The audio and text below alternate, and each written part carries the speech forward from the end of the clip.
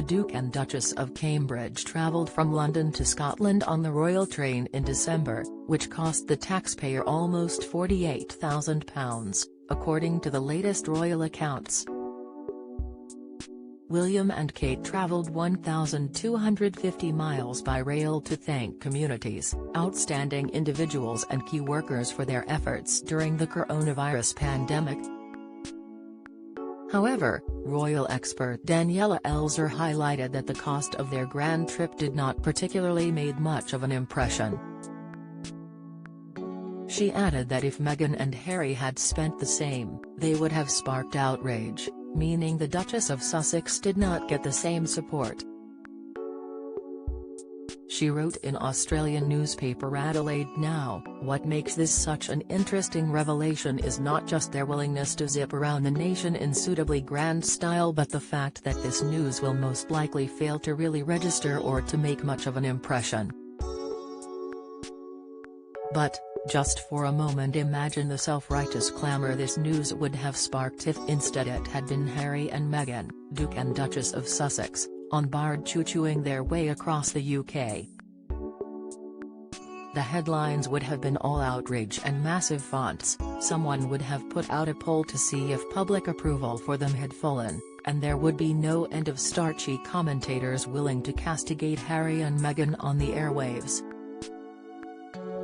Factor into here that having played the game so assiduously and having cemented such a rock-solid base of support for their modernising version of the monarchy, in instances such as this, William and Kate get free passes. Harry and Meghan, by contrast, having been at the epicentre of a seemingly never-ending parade of crises, enjoy no such latitude. Good princes get expensive train rides, naughty ones who imprudently go on Oprah and air their family's dirty laundry in prime time only get raked over the coals. All's fair in love and war, or so the saying goes, but clearly that never, ever applies when it comes to royalty. During their trip, Kate and William made stops in Edinburgh, Manchester, Berwick, Batley, Cardiff, and Bath Spa, before ending their three-day tour by visiting the Queen at Windsor Castle. The royal family's sovereign accounts revealed the Cambridge's journey cost £47,965 after the monarchy only made a handful of major royal trips due to the pandemic. The most expensive was Prince Charles' charter flight in October to Kuwait to pay his respects following the death of the country's emir, Sheikh Sabah Al Ahmad Al Sabah, at a cost of £58,993. The overall cost for royal travel during 2020-21 was £3.2 million, down by £2.1 million on the previous financial year. But despite the reduced number of trips, a huge amount of the funds was used for leasing payments for the transportation.